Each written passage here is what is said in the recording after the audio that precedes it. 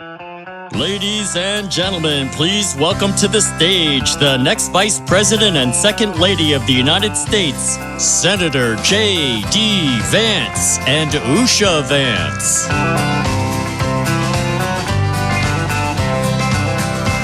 Why don't we liberate these United States? We're the ones who need it worst. Let the rest of the world help us for change, and let's rebuild America first. Our highways and bridges are falling apart. Who's blessed and who has been cursed? There's things to be done all over the world, but let's rebuild America first. Wow, it is great to be in Michigan again. God bless you guys. Thank you all. Now, I think that you guys really like to have me here because there's nothing better than making a Buckeye come up north and beg you for your vote, and I do it every single week. And you all are nice and friendly to me, but I know in the back of your minds you're saying, well, we're still going to beat them at football in November. We'll see about that. We'll see about that. 3 years in a row, unfortunately, but we'll see if you can make it a fourth. But regardless, we're going to win the race that really matters and send Donald J. Trump back to the White House on November 5th. Now, I want to give a special shout out, first of all, to all of you. Thank you for being here, and thank you for joining us today. I do want to recognize the great Pete Hoekstra, the chairman of the GOP here in Michigan. Pete, thank you for everything, man. Pete's getting to be like a drinking buddy at this point. We hang out once a week. It's just kind of, we do it every single week. I want to call out the founder of the Grassroots Army, Garrett Soldano. Garrett, thank you so much for everything you're doing, man.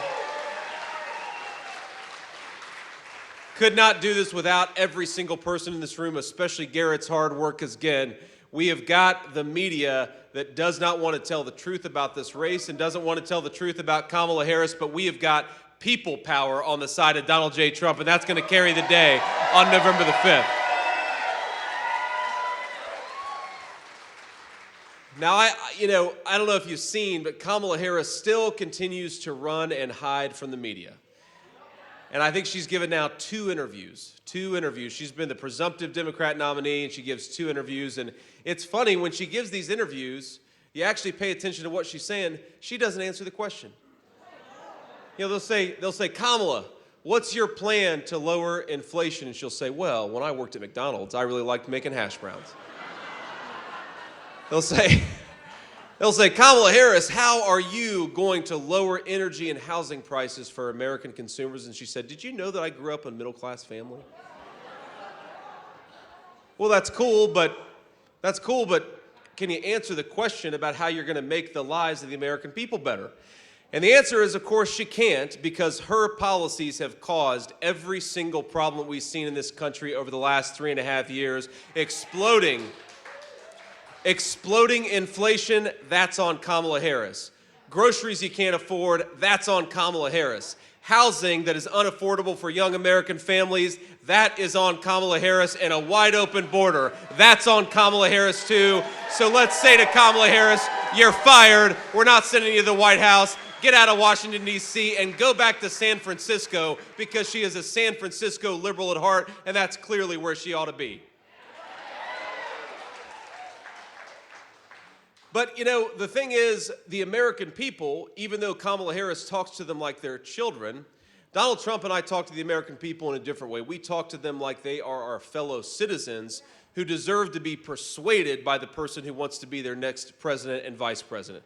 So let's talk a little bit about public policy. But before I do that, I want to just address the elephant in the room here, which is, of course, just a couple of days ago, my running mate, my dear friend and our next president, was nearly assassinated again.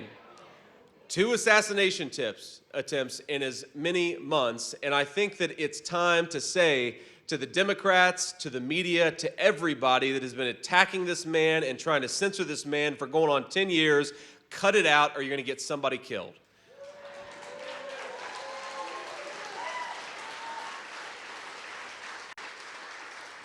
Now, I actually, of course, heard about the news before almost anybody else. I was sitting at home with my son, and we were doing, what we always do when my wife's not around. We were playing video games. We get that like 1 hour. All right, we can play video games, and then before Mom comes back, we got to cut that crap out. Sorry, honey. I just told on myself. But we're sitting there, and I get a phone call. It says Donald J. Trump, so I answer it. And he says, JD, you won't believe it. They just tried to do it again. I said, what did they try to do? He said, well, they just tried to shoot me again. And I said, what? No way. I almost couldn't believe it when he first told me, and I said, oh my God, sir, I'm so glad you're okay, but you're physically okay. Clearly, you wouldn't be calling me. Are you okay in all the ways that matter? And he said, yeah, I'm doing fine. And that's just who he is. He just gets shot, almost shot a second time, and he's totally fine. He was a little annoyed about one thing, though. He was mad because he was on the 6th hole and he was about to make a birdie putt. And he said, I'm kind of pissed off they wouldn't let me finish my birdie. I was having the round of my life, and I said, well, okay, sir, I think it makes sense, though, that they got you off the golf course. But, it goes to show there is a difference in leadership style. There is a guy who takes a bullet to the head and stands up and says, fight, fight, fight. There is a guy who takes a second almost assassination attempt and responds to it with grace and good humor. And then there's a woman who is terrified of the American media. Who do we think ought to be the President of the United States? Donald J. Trump.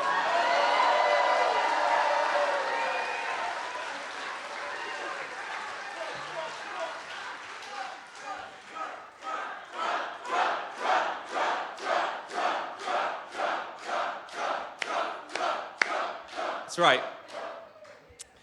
And how nice is it, by the way, to have a presidential candidate and, of course, a former president that we can be proud of, that we can believe in, and that is tough enough to take the slings and arrows but still be fighting every single day for the American people. That's what he's done, and that's what he'll continue to do. So let's talk about exactly what that's going to look like. Because, look, we all know that the reason why groceries are unaffordable, the reason why Americans can't afford to buy a home is because Kamala Harris has refused to do her job. And my friends, I was actually yesterday with my dear friend Katie Britt, senator from Alabama, and both of us have been in politics for all of 2 years. And we were talking about how shameless these politicians are, where I guess if you've been in office for 30 years, like Kamala Harris, you can stand up and without an ounce of shame look at the American people and say, on day one, I'm going to lower grocery prices. That's what Kamala Harris says. And on day one, we're going to lower the price of housing. And on day one, we're going to close down that southern border. It's like, Kamala, day one was 1,400 days ago. What the hell have you been doing the whole time? Why don't you stop talking and get to work?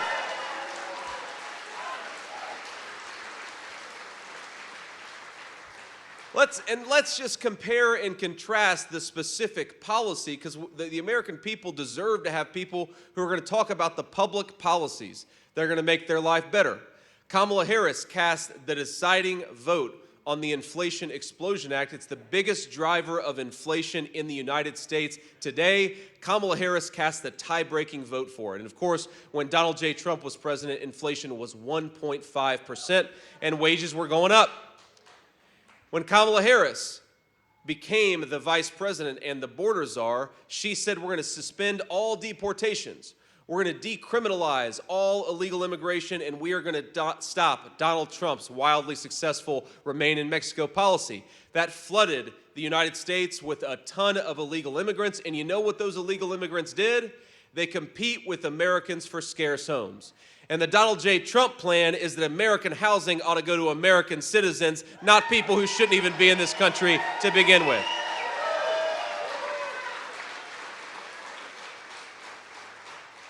Because that deporting those illegal immigrants, it's not just about law and order, as important as that is. It's about lowering the cost of housing for American citizens, and that's what we have to fight to do. You've got young people in this country today who are paupers in their own nation. They've got a ton of debt, they're borrowing a lot, but they have no chance of owning a stake in their own country. The American dream of homeownership is completely out of reach for millions of young Americans, and when Donald J. Trump is president, that's going to stop. We're going to fight for their American dreams. We're going to fight for young people to be able to buy a home, and we're going to stop sending American homes to foreigners.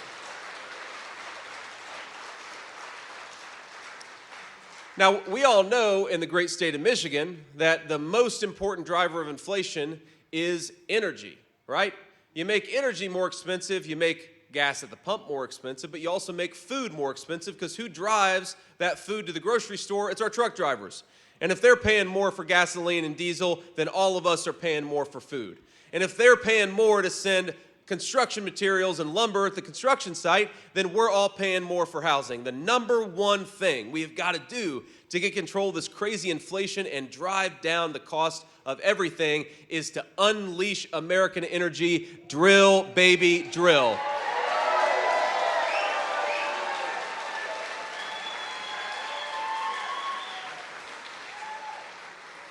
And of course, thanks to Kamala Harris, we are going to war against American energy instead of the tin pot dictators that we're now buying oil and natural gas from. Think about this. Think about what we have in the United States of America. We got natural resources that Russia and China and every other nation in the world would die for. They would love to have the abundant American energy that we've got right here in our own territory. So why don't we say on November to Kamala Harris, let's stop buying oil and gas from tin pot dictators all over the world. Let's buy it from our own people right here in Michigan, in Pennsylvania, in the United States of America.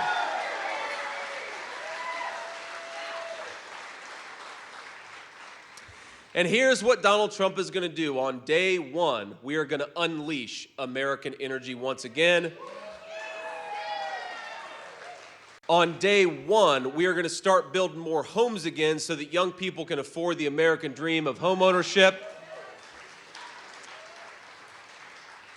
On day one, we are going to implement a very, very simple tax policy. You know, Kamala Harris, she wants to raise taxes on American workers and then reward companies that ship American jobs overseas.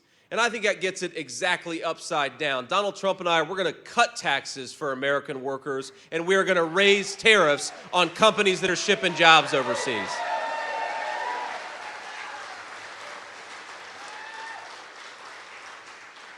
And all of this, my friends, it's going to do so much to lower the cost of goods. It's going to make our country more prosperous. It's going to make our country more free. You know, we got to get out of this mindset, the Kamala Harris mindset, that we can rely on other countries to make the things that we need. You go to a grocery store, you go to a pharmacy, and it is shocking how much everything that we buy in this country is very often made by people, some people who don't even like us, by the way. You know, 95% of the ibuprofen that we take in this country, you know where it's manufactured? China. You know where a lot of the antibiotics that we put in the bodies of our children are manufactured? China.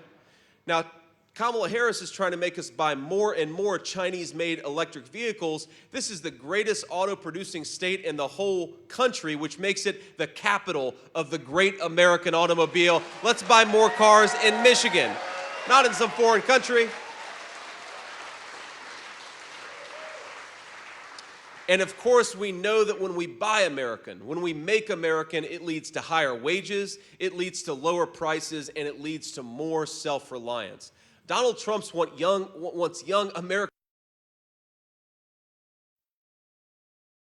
wage when they do a good day's work so that they can live the American dream. Kamala Harris wants to ship everybody's job off to China and then turn them into welfare dependents. That is not a path to prosperity. That is a path to slavery, and it's what Kamala Harris has been doing for 3.5 years.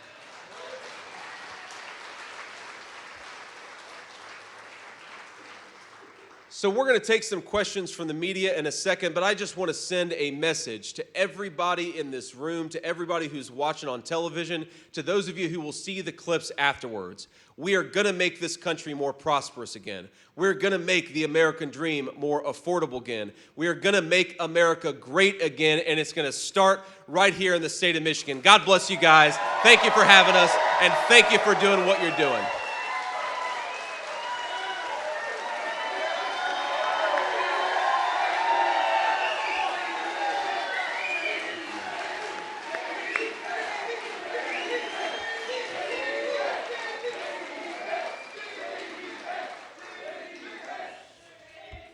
Thank you all. Thank you. Please, please. So we'll take a few questions from reporters, and I always do this because I actually think that American political candidates ought to talk to the media, unlike Kamala Harris. But what I like to do is to start with the local Michigan reporters. We'll have some folks back there pointing them out, and then if we've got time afterwards, we'll take some questions from the national pool as well. So I think I've got one question right there in the back. Beth LeBlanc with the Detroit News. Quick question. I know you've mentioned that we're too reliant on Chinese-made electric vehicles. What do you think about bringing some of that manufacturing back to Michigan? Some of the incentives recently for Goshen or for the Ford Marshall project, they're saying they're trying to accomplish that. I guess, how do you address that or respond to it? Well, I think the most important thing that we want to do is we want to manufacture in the United States of America, but we want American workers and American companies to do it, right? That's part of the problem with the Goshen facility. But look, the Inflation Explosion Act, which is really a green energy scam act, what Kamala Harris did in that legislation is they put hundreds of billions of dollars of subsidies for electric vehicles, but they didn't do anything to really guarantee those electric vehicles would be made in the United States of America. So think about how little sense this makes. We're going to tax American citizens and give a bunch of money away to rich people to buy electric cars made in China. It's the dumbest economic policy in the history of this country, and we've done a lot of stupid things over the last 40 years. But the crazy thing here is you could have a totally different approach to economic policy, and that's what Donald Trump did. That's why his economic policies worked so well, and that is his plan for what to do again. Now, Kamala Harris, it's so funny to me. She keeps on talking about how she's got a plan to fix all these problems. And like I said, the obvious question is, well, if you've got this great plan, why don't you do it right now? You're the vice president right now. Go do something with all that power the American people gave you. The second point I make is she says she has all these great plans. Well, what are they? Because every time she talks with any detail, which is very rarely, about her policy, she just sounds like Donald Trump. She copies it's like she went on President Trump's website and copied every single one of his viewpoints, even though she's governed the exact opposite. I mean, this is a person who said she wanted to ban fracking, and now she says she supports fracking. This is a person who said that she wants a secure border, even though her policies opened up the American southern border. She wants to support American energy, even though her policies, she's gone to war against American energy. Kamala Harris, in what she says and how she's governed, are two totally different people. We've never had a faker, more fraudulent person run for president of the United States, and we got to remind people of that every single day.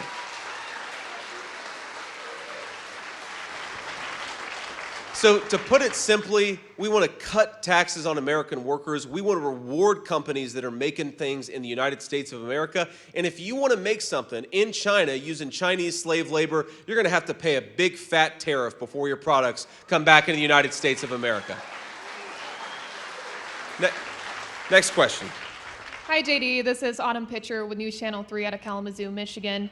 With the former assassination attempt on former President Trump, are you and Trump considering having campaign events inside moving forward? And then also, was this event inside today because of that? So I believe this event, that you'd have to ask the organizers, we'll follow up with you afterwards. I believe this event was already planned to be inside, so I don't think there's any change in security. By the way, with close to 500 patriots in the state of Michigan in this building right now and outside, I'd like to see an assassin try to come in this room. They come to the wrong place if you try to walk into this place right now.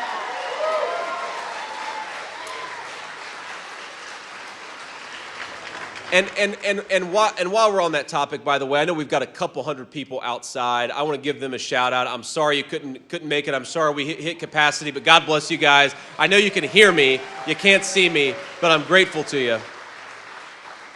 But look, fundamentally, there's some risk inherent in this. I think the president has showed this, and I think that I'm trying to follow his example, which is when an assassin tried to take him down in Butler, PA, just about 6 weeks ago, he didn't hide in a basement. He didn't run away from the American people. He said, you know what? I want to be the people's president, so I got to get out there and talk to them. And that's what I'm going to keep on doing. And yes, there are some risks related to Secret Service detail. I thank these guys every day for what they do. God bless you.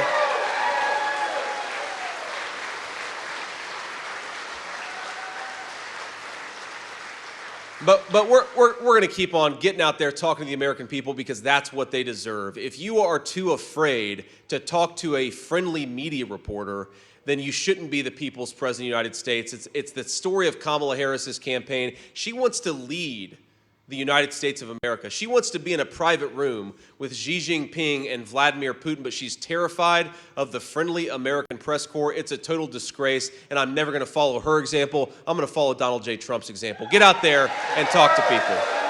Now, since you asked the question, I do want to say just one other thing about that, which is number one, there have been 2 attempts on his life in just a couple of months. Donald Trump ought to have the same detail as Joe Biden. That is a policy choice that our federal government has decided that Donald Trump deserves a lesser level of protection. Maybe with any normal formal president, that makes sense. It clearly doesn't meet the challenge of what Donald J. Trump is dealing with. So we ought to bump up his security. We, of course, want to be as careful as possible, and we want to make it so that we cut out the ridiculous rhetoric that I think has put a giant target on Donald Trump's back. Now, I have to say this because, look, whether Republicans do a better job at showing respect, at trying to debate our differences without, going into personal attacks. But the media trying to both sides this issue after 2 people have taken a swing at Donald J. Trump's life is ridiculous. Don't lecture Donald Trump about softening his rhetoric after 2 people tried to kill him. It's ridiculous. Tell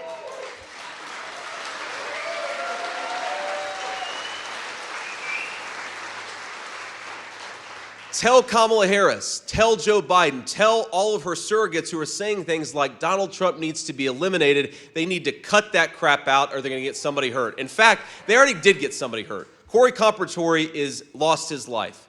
2 other people nearly lost their lives in Butler, PA, because these guys have let the rhetoric in this country get totally out of control.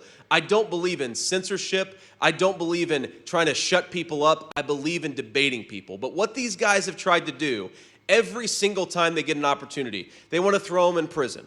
They want to kick him off social media. They want to do everything that they can to silence Donald Trump, and they send that signal with every action that they take. Well, if you're trying to silence Donald Trump and you're sending the message, we have to do everything that we can to silence Donald Trump, a crazy person is eventually going to take that message to heart. Thank God nothing truly tragic has happened to Donald Trump. Problem. Democrats have got to cut this crap out, respect their fellow Americans, debate our differences. Don't try to get your...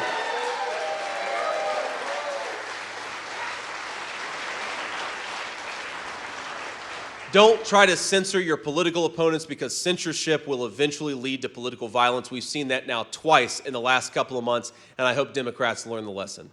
Next question. Hi, Senator. Riley Connell with WILX News 10 in Lansing. You spoke a few moments ago about some of those day one tax cut plans for the American people. Can you talk a little bit more about what that plan might look like, what it might look like for folks in Michigan, some of those plans to cut costs for folks maybe right here in the audience? Yeah. Well, first of all, Kamala Harris has said explicitly that she wants to raise your taxes because she wants to let the Trump tax cuts expire, and we know that the people who benefited the most from those tax cuts were working and middle-class Michiganders, people in this room. So Kamala Harris is actually promising a massive tax increase. I talk to the president about this all the time. It's funny, normally politicians, even if they don't mean it, they'll go around and Kamala Harris will say, well, I'm going to cut your taxes.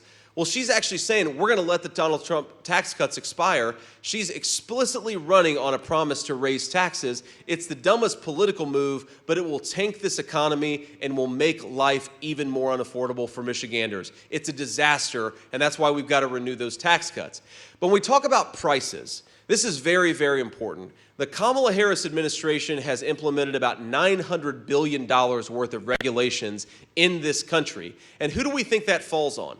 The people in this room, people all across the state of Michigan. They're the ones who suffer when you create $900 billion worth of regulations. Who suffers when you jack up the cost of energy to a level it's never been before in this country? It's everybody, because everything requires energy, right? So when you increase the cost of energy, you increase the cost of housing, you increase the cost of food, and you, of course, increase the cost of people's utility bills. And all those things have, as everybody in this room will attest, all those things have gone up because of Kamala Harris's policies. We could lower prices on day one if we just unleashed American energy. It's the most important thing that we can do to make life more affordable in this country. Donald J. Trump and I are going to do it, and it's actually simple. Because sometimes public policy is complicated, but sometimes all we have to do is undo the regulations on American energy started by Kamala Harris. We do that, life will become more affordable for the people in this room and all across the state. We've got to do it.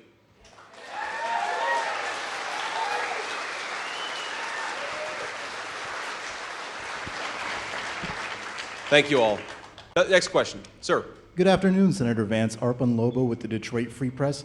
You mentioned about the need for border security. States that have lost population or experienced slow population growth, like Michigan, have turned to immigrants in a way to kind of maintain economic competitiveness. I wanted to ask you, is there a plan, if President Trump were to be reelected under your administration, to balance the border security, but also address like economic viability in places like Michigan, which have made efforts to attract legal immigrants to bolster economic competitiveness? Well, look, I reject the idea. I reject the idea that there is some sort of tension between securing your border and having economic growth.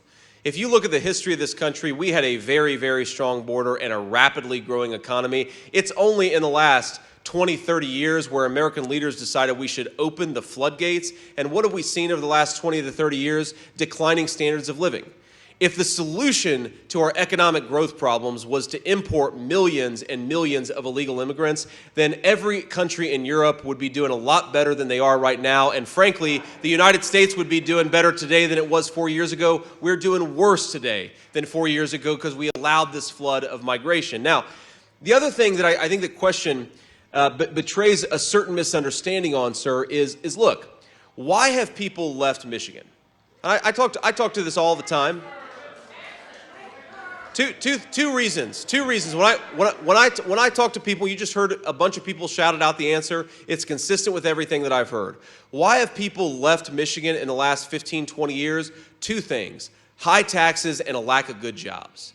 So the idea that the solution to a lack of jobs is to import a lot more people who are going to compete with Michiganders for the jobs that are here. No, create more jobs. That's how you bring people back to Michigan. And most importantly,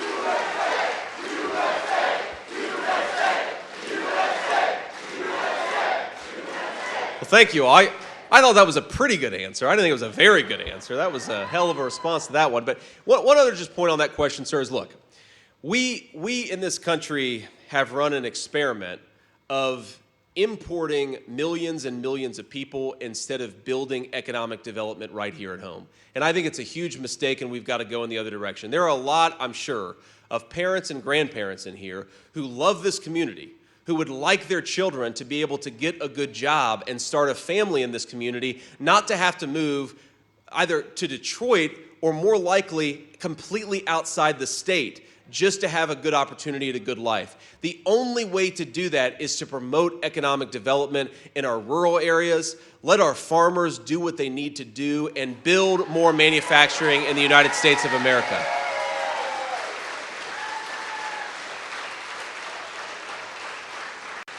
We just are not going to create prosperity with more and more cheap labor. We're going to create prosperity with more and more jobs for more and more American workers. Next question. Hi, Danielle James with MLive. I'm curious, and I want to touch back on the multiple assassination attempts against the former president. You talked about rhetoric contributing to these assassination attempts. Do you believe this rhetoric from Democrats is one-sided, and is there anything that can be done to combat it and promote civility within your party? Well, look, do I think the rhetoric is all one-sided? Of course not. Right? There are absolutely people on our side who say things that I think are ridiculous that they shouldn't say. But what is one-sided is that our guy is the one who keeps getting shot at. That's what's one-sided. And I think that You know, for all the Democrats, and I understand where this impulse comes from. I understand where this desire to say, well, everybody needs to do better. Look, I'm running as vice president. I agree, I can sometimes do better, but we have to remember, Donald Trump is the getting shot at. So if you are running, look, if people had taken an attempt on Kamala Harris's life, I would be looking in the mirror and saying, how could we do a lot better? But here we are. 2 people have now tried to assassinate Donald Trump, and all the media can talk about is we need more censorship, and they're still talking about Donald Trump as if he's a threat that needs to be eliminated. They haven't learned a damn thing, and they're going to get somebody killed. They've got to stop this. They've got to stop it.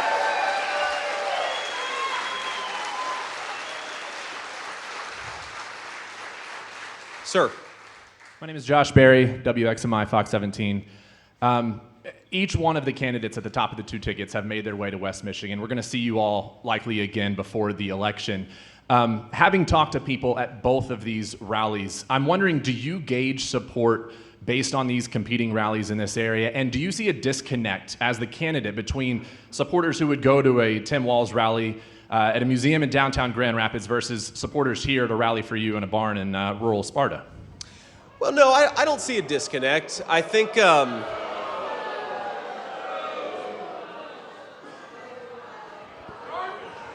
there's nothing wrong with having a rally in a barn, right?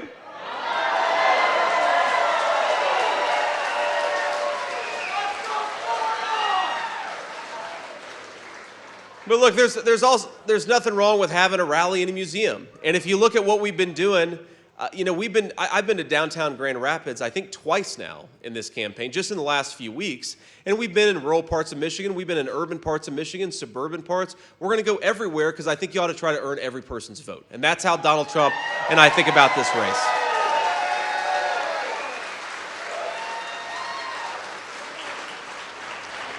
Now, look, I'm a realist about politics. Any campaign, there's 2 things you're trying to do. You're trying to persuade swing voters, right? People who haven't yet decided.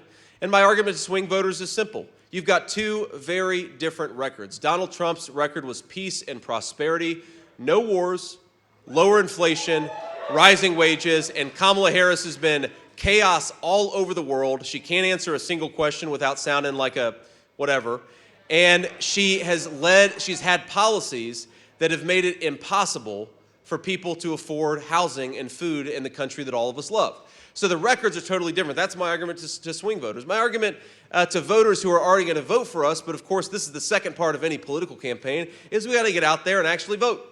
And I know every single person in this room, every single one of us knows at least one person who's going to vote for Donald J. Trump, but only if they actually go to the polls. Okay? Every single one of us has a responsibility to call that person, to offer to drive that person, and make sure that every single one of us gets out there and makes our voice heard on November 5th. That's what we have to do. Or before November 5th, right? Because we know that Democrats have beaten us in early voting for a long time. I don't like the idea that we have election season. I think we ought to have election day in this country, but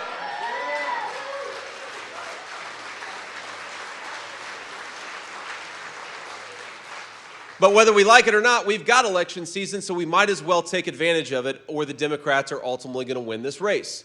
Now, think about this. I've seen this play out in every race that I've ever been involved in, where I've got friends of mine who are running.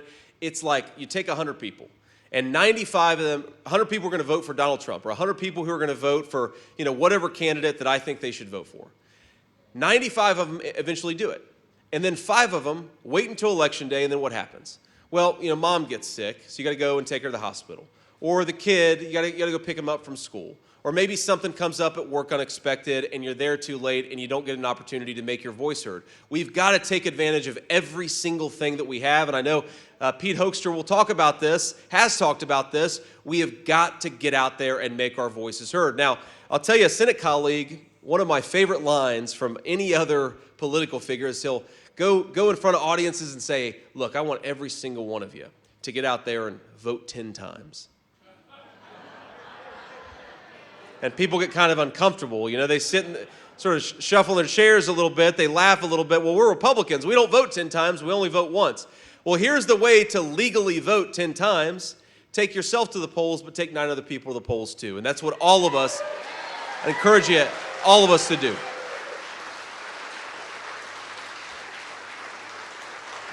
Maybe we'll take just a couple more questions, then we'll have to get on the road. Ma'am. Thank you, Senator. I appreciate it. I wanted to ask you about abortion. There was a story this week from ProPublica about 2 women in Georgia who died. They were trying to get abortions. You might have seen the story. And I wanted to ask you, firstly, the Harris campaign put out a statement about it this morning. I wanted to get your thoughts about the women. And then I also wanted to ask you, policy-wise, if you see a role that the Trump administration can play in instances where states have abortion bans that limit or allow women who have medical reasons to get abortions, in this out, like what the federal government can do in this instance. Well, I haven't seen the story about 2 women. I saw a story about 1 woman in Georgia, and maybe it's the same story. I assume that that's at least half of the story. And I mean, look, my initial reaction to it is what an unbelievable and terrible human tragedy. I mean, you get this beautiful young girl, beautiful young child, and this boy's mom has been taken from him. And I don't know that any person in this country would say that's anything other than a terrible tragedy. She should be with her son. She should be still with us. And it's a terrible, terrible thing that she isn't. Now, I will also say that we have to remember that these things are extremely complicated. And I don't know the full details of exactly what happened, but one of the reasons why every single person, whether they're pro-life or pro-choice in this country, I've never spoken to a single pro-life person who doesn't believe in exceptions to cover this exact scenario. Where you have a pregnancy that is endangering a woman's life, it is a terrible, terrible tragedy, but you've got to let that woman make the decision that makes the most sense for her. It's called the life of the mother exception. Every single pro-life person, even people who are very, very hardcore on the pro-life issue, they believe in a life of the mother exception. So I'd like to learn a little bit more about this case and understand the details a little bit better, but it's an unspeakable tragedy. It should never happen in this country, and that's why we believe on the pro-life side in the life of the mother exception.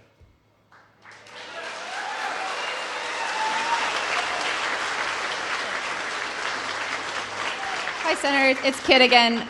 Thanks for taking my question. I want to go back to what you said about believing that Trump needs the same security detail as Biden. Do you know if there's efforts underway to make that happen?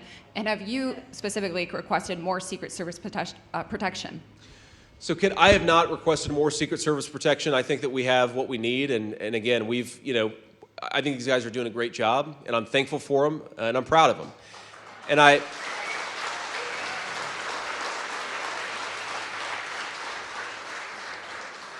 Now, sometimes I wish they would drive a little bit faster. I mean, these Secret Service agents, they drive like Miss Daisy, and I'm trying to see, well, I got Matt to laugh a little bit here. But they do not go faster than 68 miles per hour on the highway. I'd like to change that, Kid. But otherwise, no changes to my Secret Service detail. But in terms of what's going on with President Trump, I do not know, to be clear, whether the president, meaning President Trump, has requested additional protection.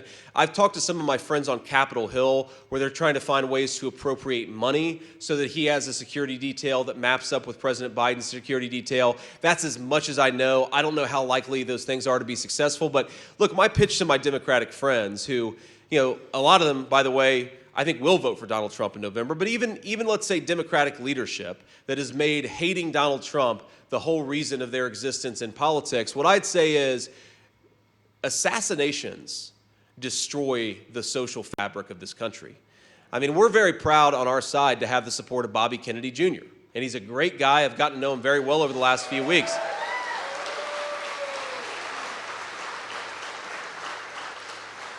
But I think in many ways, this country never healed from the assassination of Robert F. Kennedy Jr. And yeah, there were a lot of people who didn't like Bobby Kennedy. There were a lot of people who loved him. But whether you're a Democrat or a Republican, if an assassin takes out a presidential candidate in the midst of this election, it is going to cause a rift and a wound in this country that will be so deep it will never heal. So we cannot let this happen. We cannot let another person take a credible shot at Donald Trump's life. It's disgraceful, and we can do more to protect him, and I think that we have to do more to protect him, not just for his sake, but for the sake of the American people and our shared project as American citizens.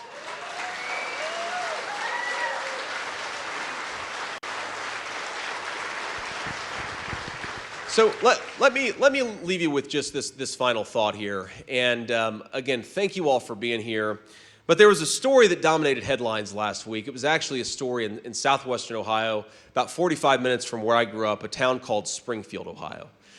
And what happened in Springfield, I think, is an example of what Kamala Harris's open border, what she wants to do to every small town and big city in this country, which is over the last few years, 20,000 migrants, primarily from Haiti, have been dropped into Springfield, Ohio.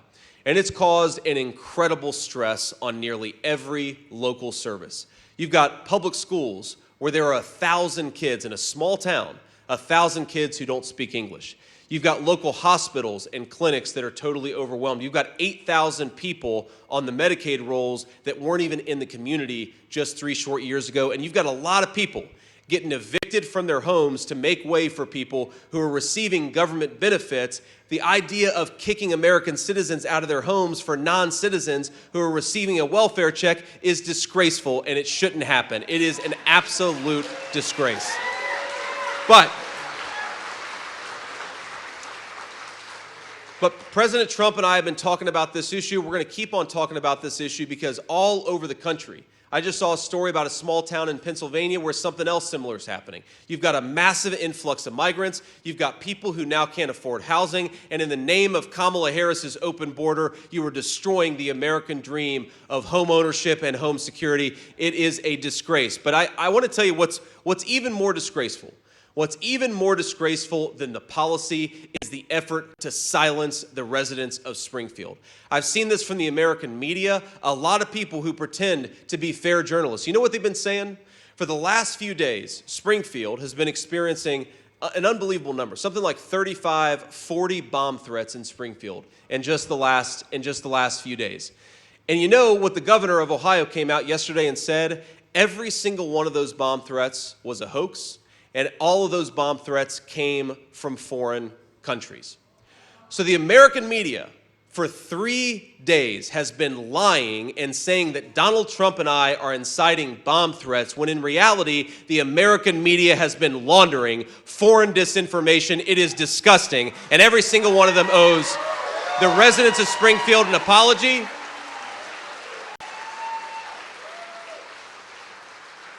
But I think it illustrates something, my friends, that is so sick from the American press in 2024.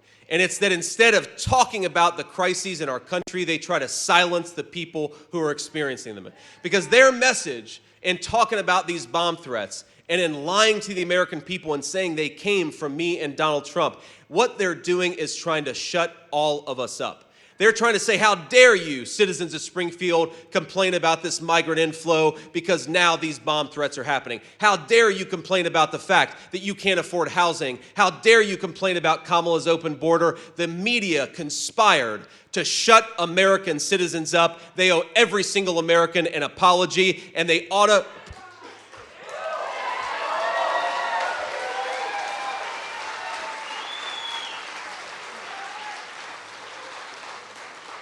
And after giving every single American an apology, why don't they think about covering the real crisis, which is Kamala's open border and its many, many victims? Focus on the real story, American media. Stop trying to shut up the people who are telling the real story. Do your job. Cover what's going on in this race, and the American people will be better off for it.